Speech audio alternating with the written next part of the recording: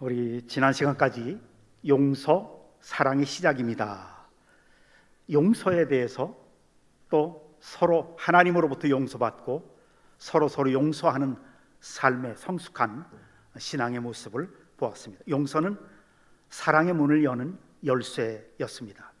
오늘은 그 열쇠로 연 이 사랑의 문, 그 속으로 들어가서 어떻게 구체적으로 사랑하면서 살 것인가, 우리 인간관계 속에서 그 문제를 한번 다루고 싶어요. 제가 아프리카 선교 현장을 떠난 지 좀 오래되긴 했지만 16년 동안 아프리카에서 사역을 하면서 상당히 많은 충격적인 사건들을 많이 당하긴 했어요. 그런데 그 중에서 제일 먼저 당했던 충격이 뭐였냐면, 아프리카에 맨 처음에 가니까 너무 가난한 거예요. 하루에 한 끼도 먹고 또 여의치 않으면 이틀에 한 끼, 3일에 한 끼 먹는 그런 사람들을 향해서 할 수 있는 게, 제가 할 수 있는 거는 아무것도 없더라고요. 제 아내와 함께 전도지를 만들어서 하나님이 당신을 사랑하십니다, 당신을 위해서 놀라운 삶의 계획을 가지고 계십니다, 전도지로 예쁜 그림도 그리고 만들어서 길거리에 나가서 전도하는 것밖에 없었어요. 전도를 오랫동안 하다가 이제 예배를 드립니다. 그리고 이제 예배 처소가 없으니까 제가 살고 있는 셋집에 그 마당이 넓고 큰 웽게나무가 있어서 그 밑에서 의자를 놓고 예배를 드리기 시작했습니다. 전도하고 예배하고. 그런데 그 예배하는 숫자가 조금씩 불어나기 시작하더니 아주 폭발적으로 부흥하는 거예요. 참, 성령께서 나를 아프리카까지 보내주시더니 이렇게 축복하시는구나 생각을 했어요. 많은 사람들이 오게 되고요, 마당에 의자에 앉고 또 앉을 데가 없어서 대문을 열어놓고 서서 예배드리기도 하고 그랬어요. 근데 그때 우리가 했던 게 뭐냐면, 제가 한국에서 목회하다 갔으니까 한국 교회하고 똑같이 했어요. 예배드리면 오늘도 이제 예배 후에 점심 식사를 함께 하는데, 코이노니아라고 하는 이름으로, 교제, 사랑의 교제라고 하는 이름으로 우리 흑인 형제들하고 같이 빵과 콜라를 나눴습니다. 점심 식사를 같이 한 거죠. 당연한 거라고 생각을 하고 점심 식사를 같이 했는데, 그런데 이제 이들은 하루에 한 끼를 먹으면 잘 먹는 거예요. 그런데 빵, 이거 비싼 거거든요. 콜라는 더더구나 잔치가 있거나 결혼식이 있거나 장례식이 있거나 큰 잔치 있을 때만 마실 수 있는 게 콜라였습니다. 그만큼 비쌌죠. 근데 이제 선교사인 저는 그것을 잔뜩 사다 놓고 콜라 몇 박스씩 놓고 매주마다 예배드린 후에 함께 나누었습니다. 정말 화기애애하고 정말 사랑의 친교가 잘 됐습니다. 그러니까 막 200명까지 그 마당에 200명까지 꽉 차게 모였어요. 근데 어느 날, 그런 지 한 1년 정도 된 어느 날, 그 청년 둘이, 거기 이제 대부분이 대학생이나 좀 20, 30대 사람들이었는데, 청년 2명이 찾아왔어요. 목사님, 선교사님, 제가 시내에 나가는데 좀 태워다 주세요. 그래. 그래? 내가 언젠가 한번 태워준 적이 있거든요. 제가 시내 나가다가 길을 걸어가는 친구들 태워준 적이 있는데, 그 친구들이 온 거예요. 나는 오늘 시내에 나갈 일이 없는데. 그랬더니 이 친구들이 왜요?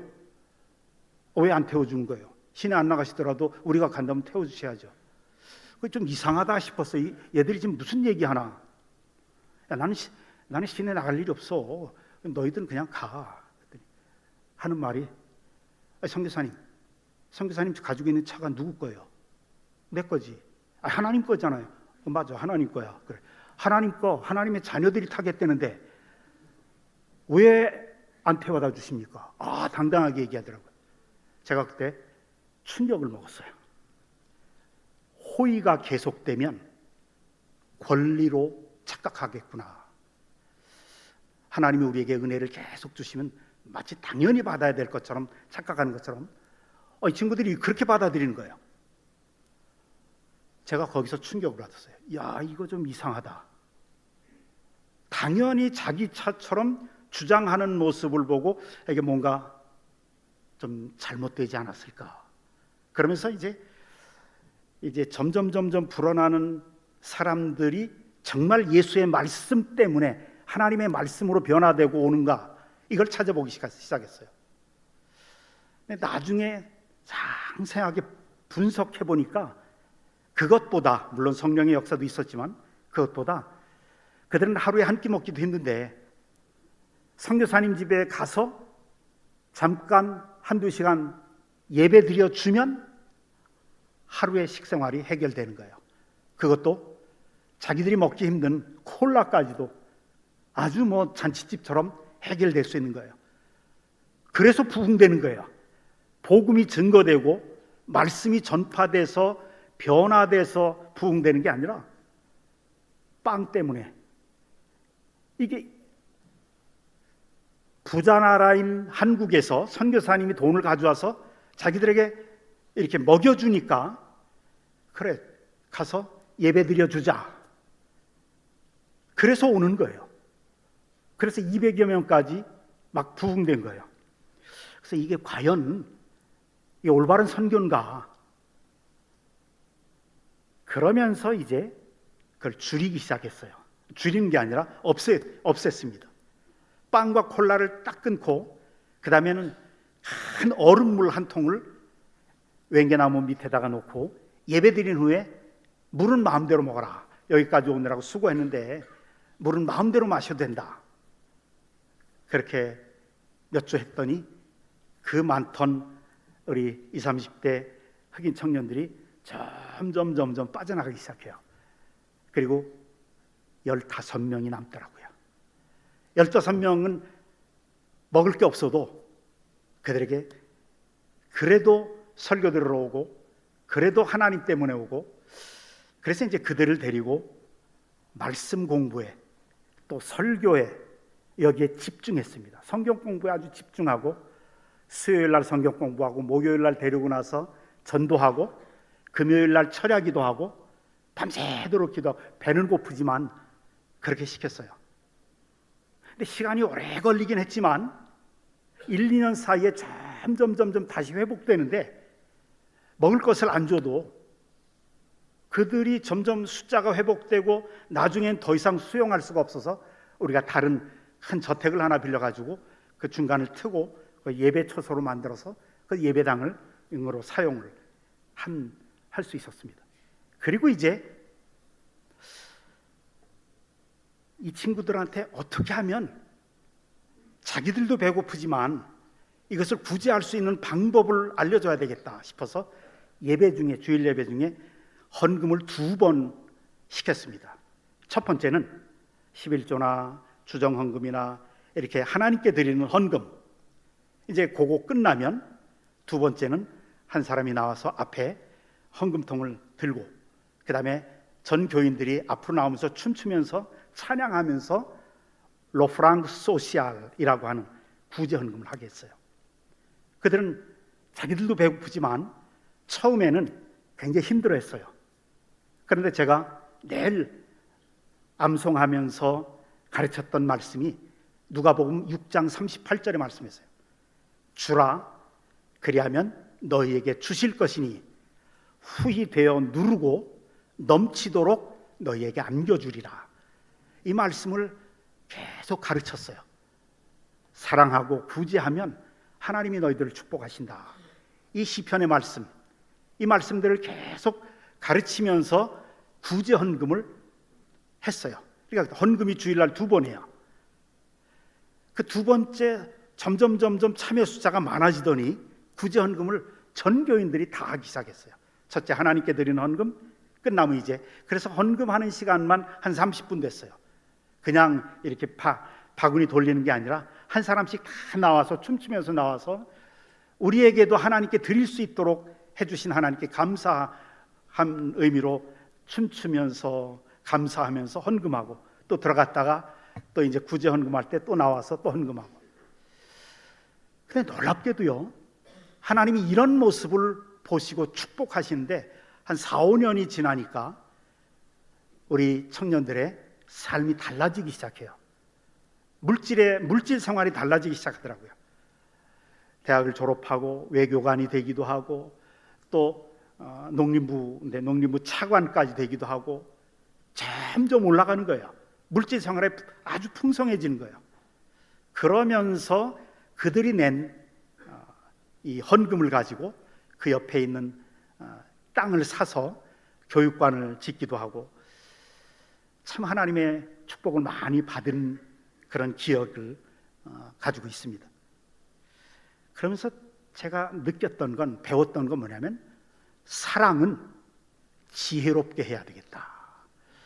지혜 없는 사랑은 복음을 막기도 하고 예수 그리스도를 만나는 것을 방해하기도 할 수 있겠다는 것을 느꼈습니다. 오늘 본문의 말씀이 그런 말씀이에요. 오늘 본문의 말씀은 예수님이 제자들을 파송할 때, 세상으로 파송할 때 이야기예요. 제자들이 눈망울이 순수하고 열정으로 가득 차 있었습니다. 그런데 주님이 파송할 때 하셨던 말씀은 아주 비장한 말씀이었어요. 본문 말씀 마태복음 10장 16절을 한번 보세요. 같이 읽어보십시다. 시작. 보라, 내가 너희를 보냄이 양을 이리 가운데로 보냄과 같도다. 그러므로 너희는 뱀같이 지혜롭고 비둘기같이 순결하라. 너희들이 이 세상에 나가서 살아가는 목적이 뭐냐? 그리스도를 전하는, 복음을 전하는 것인데, 그런데 그래서 사랑을 가지고 나가서 만나는데, 사람과 인간관계 맺는데, 직장생활 하는데 중요한 게 너희는 뱀같이 지혜로워야 된다. 비둘기같이 순결한 너희는 양이 연약하죠. 아주 착합니다. 근데 이 세상은 또 사람들의 마음속에 숨어있는 죄성, 타락한 본성은 마치 이리와 같은 거예요.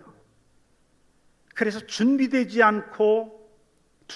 않는 우리의 순수한 사랑을 이리 같은 이 세상이나 숨겨진 본성이 집어삼키려고 할 때가 있는 거예요. 그거 조심하라는 거예요. 그래서 주님이 이 말씀 가만히 우리가 살다 보면 그러잖아요.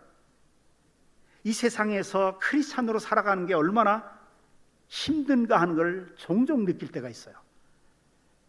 사람들은 우리를 크리스찬이니까 무조건 착하다고만 생각해요. 또 아무리 어려운 부탁을 해도 다 들어줘야 할 거라고 사람들은 기대해요. 그래서 주님이 우리에게 부탁하시는 거예요. 비둘기처럼 순결한 사랑을 품되 뱀처럼 지혜로운 분별력을 가져라 라는 말씀이에요. 우리 그리스도인들이 이 세상 사람들과 직장생활하건 인간관계에 먹고 무엇을 하든 간에 가장 중요한 목적은 그리스도가 높아지는 것이고 그들이 복음을 알게 되는 것이고, 그래서 우리가 사랑을 하는 건데, 뱀처럼 지혜로운 분별력을 가지고 해야 된다. 무조건 다 받아준다고 사랑이 아니라는 거예요. 때로는 멈춰야 될 때도 있고, 때로는 거절하는 것이 상대방을 살리는 때가 있다는 거예요. 그래서 오늘 이 지혜로운 사랑의 기술에 대해서 함께 생각해 보려고 합니다. 저는 아프리카에서 그 충격적인 경험 이후로 우리 그리스도인들이 가져야 될 인간관계 속에서, 직장에서, 어디에서든지 간에 그리스도인들이 가져야 될 이 순수한 열정, 사랑, 이것을 행동으로 표출할 때 지혜로워야 되겠다. 너무 많이 느낍니다. 여러분 혹시 이런 경험이 분명히 있을 겁니다. 누군가를 정말 사랑해서 그리스도의 마음으로, 주님의 마음으로 돕고 섬겼는데 돌아오는 것은 상처예요. 배신감이에요. 오히려 상대방은 더 깊은 수렁으로 빠져요. 그런 일, 내가 베푼 호의가 독이 돼버려요. 그 사람에게. 왜?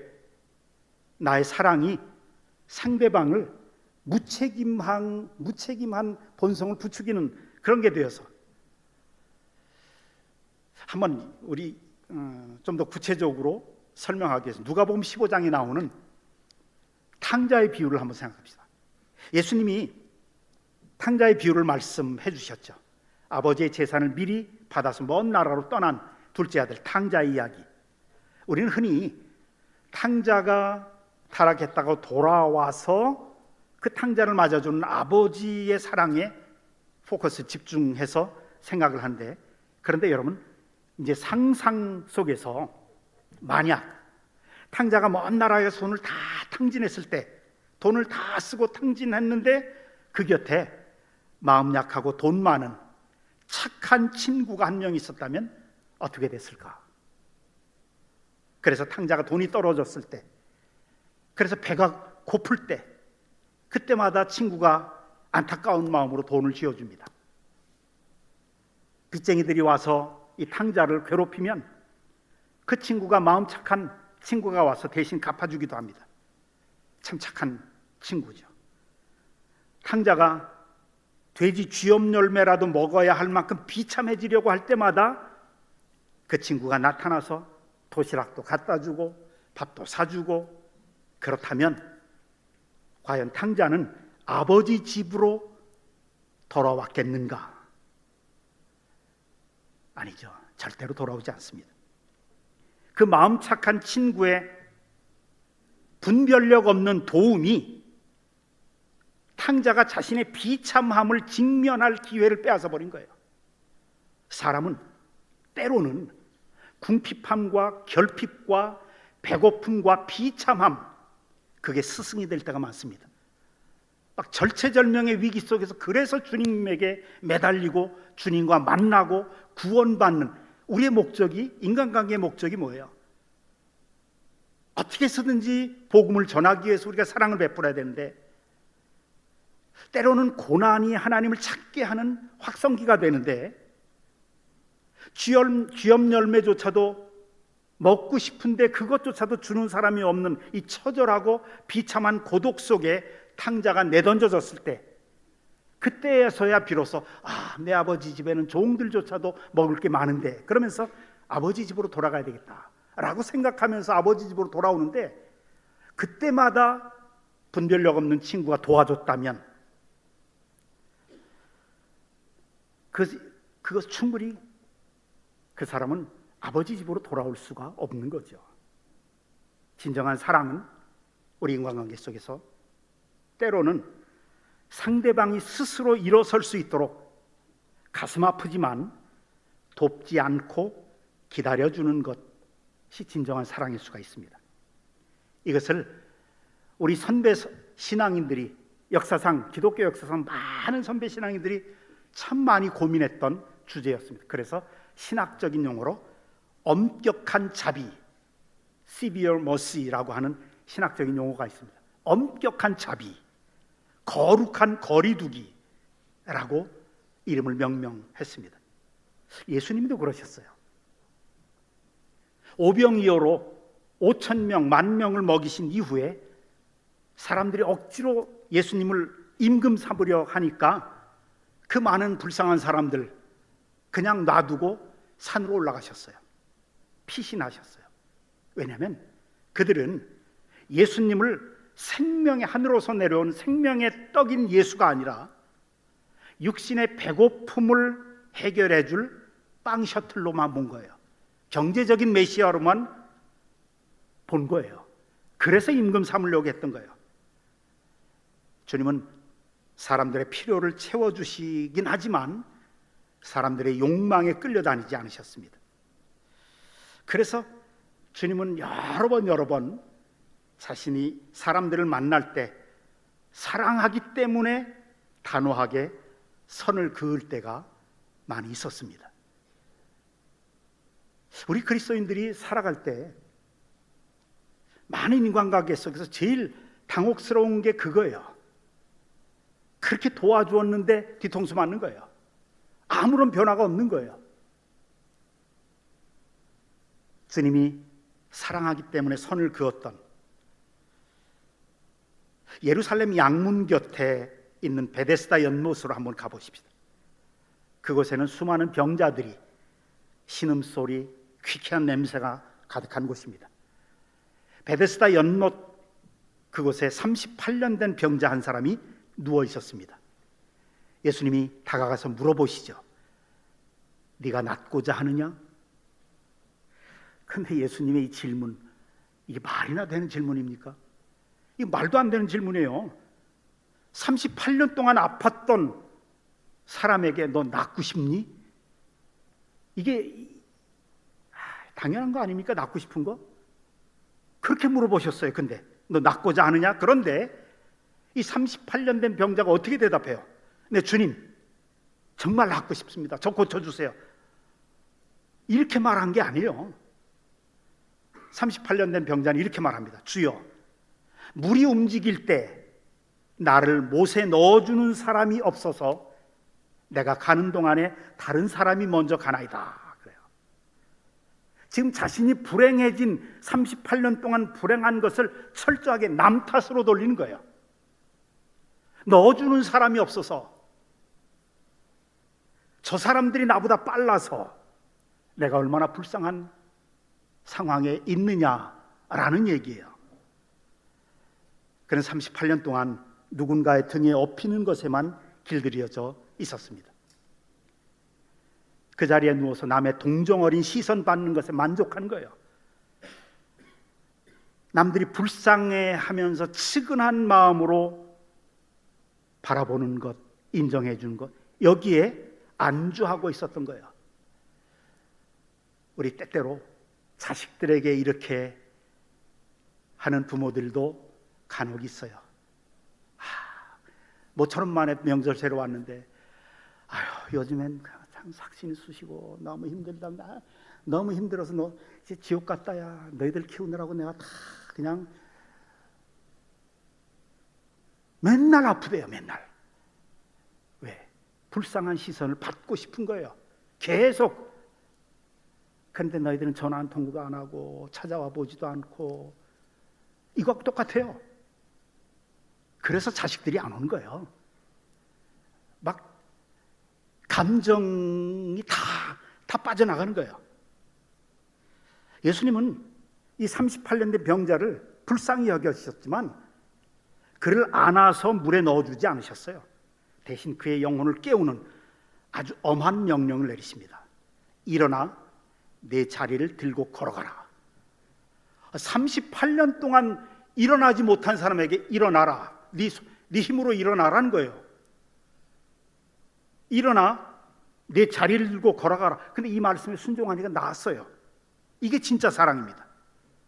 만성적으로 습관적으로 남의 불쌍한 시선을 기대하고 막 그러는 사람에게 필요한 것은 또 한 번의 부축이 아니라 또 한 번의 측은한 마음으로 바라보고 위로하는 그런 말이 아니라 자기 스스로 일어날 수 있는 명령과 도전을 한 거예요. 이것이 지혜로운 주님의 사랑법이었습니다. 우리 살다 보면 마치 밑빠진 독처럼 아무리 도와주고 아무리 권면하고 아무리 이 상담해줘도 삶이 변화되지 않는 사람이 있어요. 이들은 자신들의 이 상황, 비참한 상황, 하나님 앞에 무릎 꿇고 기도하면서 자신의 문제를 직면해야 돼요. 그래야 하나님을 만나고, 그래야 예수 그리스도를 발견하고, 그래야 변화되고, 그래야 생명을 얻어요. 그런데 마음 착한 여러분을, 우리를 의지하려고 찾아서 늘 하소연하는 소리, 죽겠다는 소리. 사랑하는 성도 여러분, 우리가 크리스찬이기에 누군가의 하나님이 되려고 해서는 안 됩니다. 내가 아니면 누가 이 사람을 도와줘? 근데 여태까지 제일 도와줘도 똑같아요. 내가 아니면 이 사람 죽는데, 이건 교만일 수가 있습니다. 하나님은 이 사람 그 처절한 상황 속에 더 처절하게 해서 만나 주시려고 하는 건데, 하나님을 만날 기회를 내가 뺏는 거예요. 섣부른 도움 때문에. 우리가 그들의 짐을 다 져주는 동안에 그들은 하나님을 만날 기회를 잃어버릴 수가 있습니다.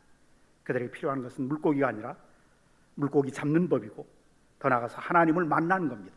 하나님을 의지하는 믿음이 필요한 겁니다. 그 다음에 두 번째로 예수님이 하나님인 맞이했던 사람들은 불평분자들이었어요. 험담하는 사람들. 가데스 바네아 광야에서 12명의 정탐꾼이 40일간을 가나안 땅을 정탐하고 돌아왔습니다. 그들의 손에는 포도 한 송이가 얼마나 큰지 어깨에다 메고 왔다고 그랬어요. 거대한 포도 송이가 들려 있습니다.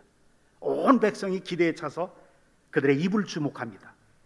그런데 그 중에 10명의 정탐꾼이 보고하죠. 우리가 갔더니 가나안 땅은 이렇게 풍성합니다. 그런데 그 땅 거주민은 너무 강하고 안악자손 거인이고 성읍은 견고합디다. 거인인 그들에 비하면 우리는 메뚜기 같다이다. 그래요.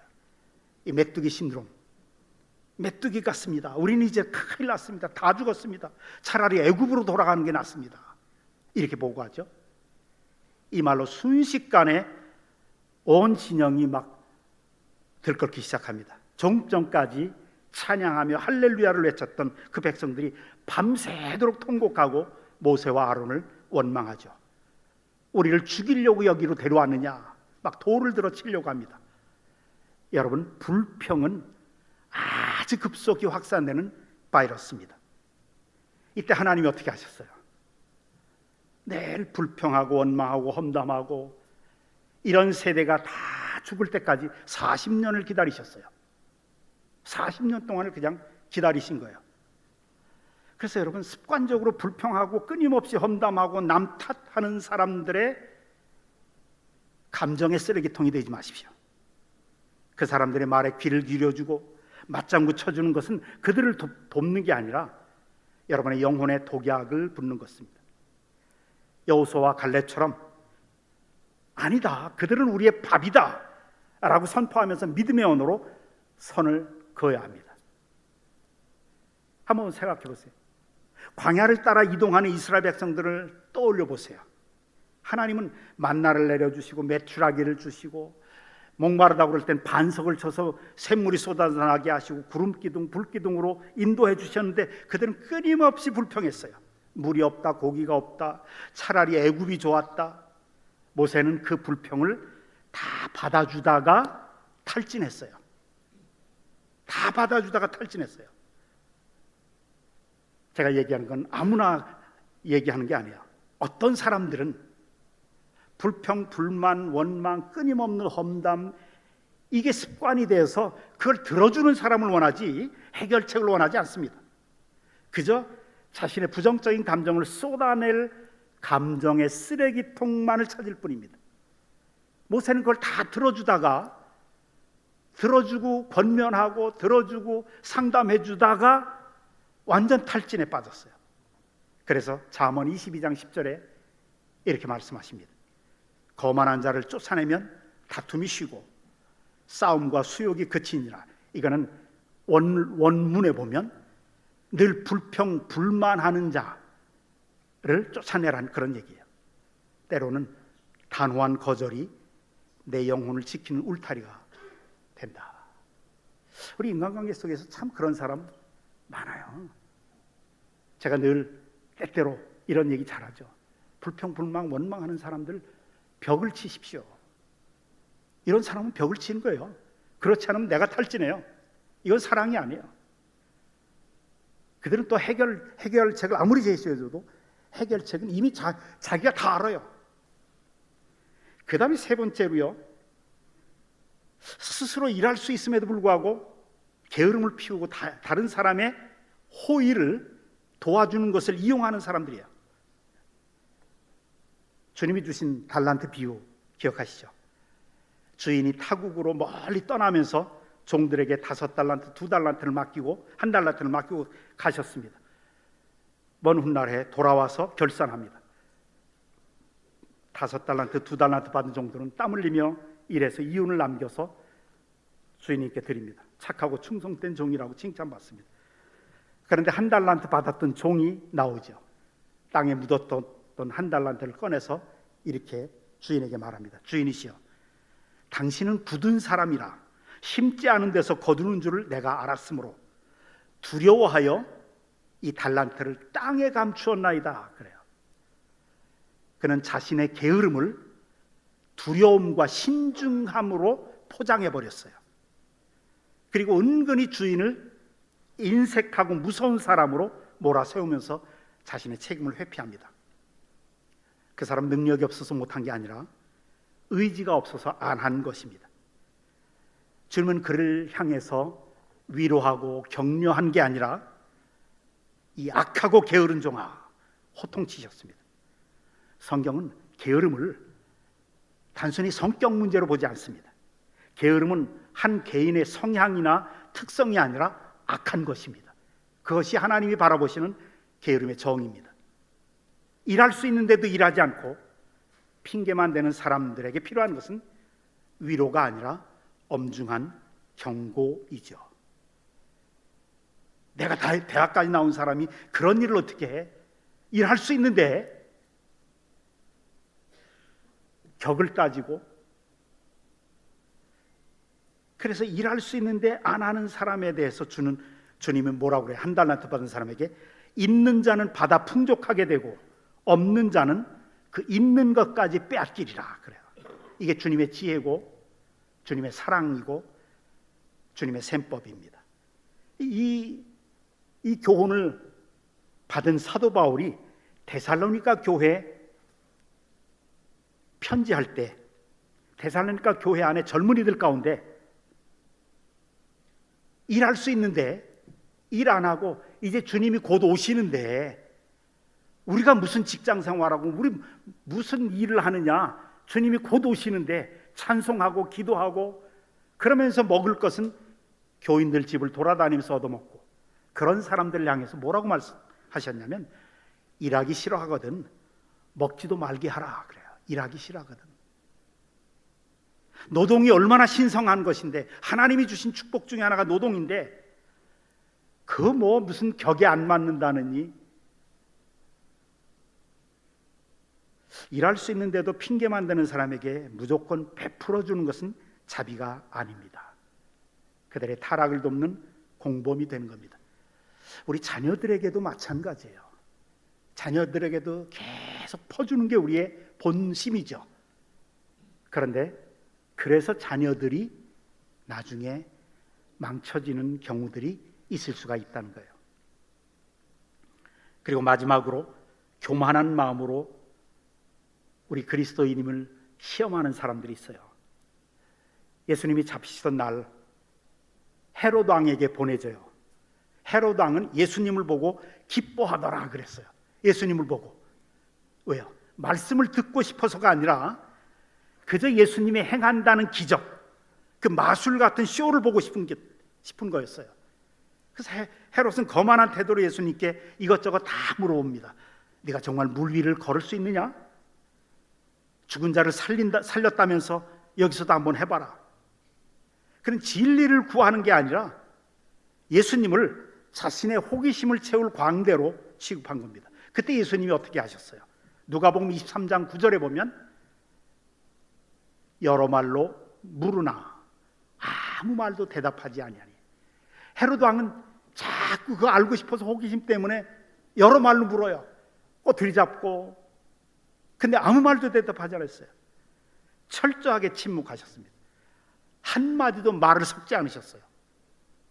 근데 이상해요. 니고데모를 생각해 보세요. 진리를 알기 위해서, 진리를 찾기 위해서 밤에 찾아온 니고데모에게는 밤새도록 말씀을 가르쳐 주셨지만 말꼬리 잡고 논쟁하려고 드는 바리새인들에게는 침묵하시거나 질문으로 되받아치셨습니다. 그러면서 예수님이 뭐라고 그랬어요? 거룩한 것을 개에게 주지 말며 너희 진주를 돼지 앞에 던지지 말라 그래요. 복음을, 거룩한 예수 그리스도의 복음을, 크리스찬의 삶을 개에게, 돼지 앞에 던지지 말라.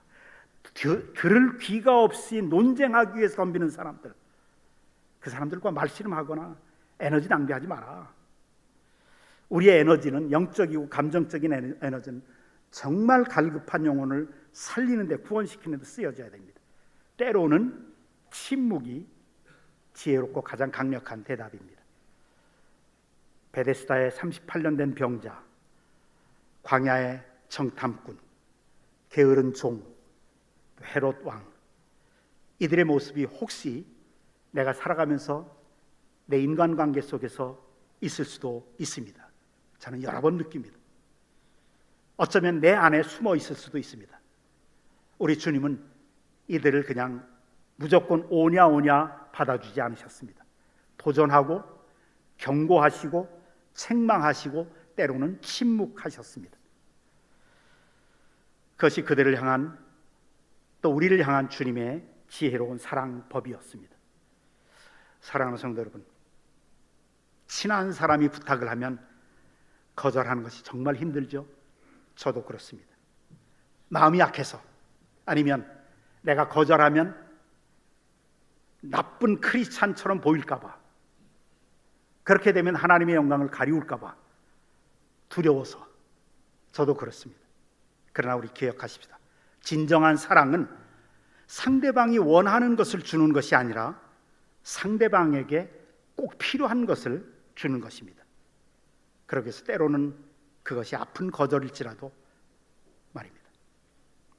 영국의 유명한 세계적인 설교자인 스펄전 목사님이 이런 말을 해요. 아니요 라고 말할 수 있는 용기가 없는 사람은 예를 말할 자격도 없다 그래요. 이제 말씀을 맺습니다. 우리는 청직입니다. 하나님께서 우리에게 주신 시간, 물질, 그리고 감정적인 에너지 무한한 게 아닙니다. 이것을 지혜롭게 사용해야 됩니다. 돕지 말라는 게 아닙니다. 인간관계 속에서요, 사랑하지 말라는 것이 아닙니다. 사랑하되 목적이 뭐냐?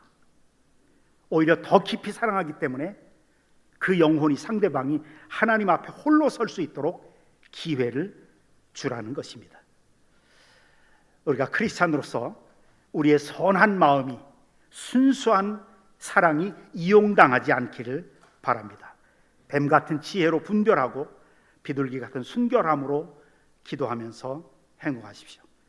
내가 상대방의 모든 문제를 해결해주는 해결사가 되려는 교만을 내려놓으시고 그 영혼을 하나님 손에 맡겨드리는 것, 그것이 큰 믿음이고 가장 위대한 사랑입니다. 이 지혜로운 사랑으로 여러분의 영혼을 지키고 가정을 지킬 뿐만 아니라 이웃을 살리는 성숙한 그리스도인들이 다 되시기를 주님의 이름으로 축원합니다. 기도하십시다.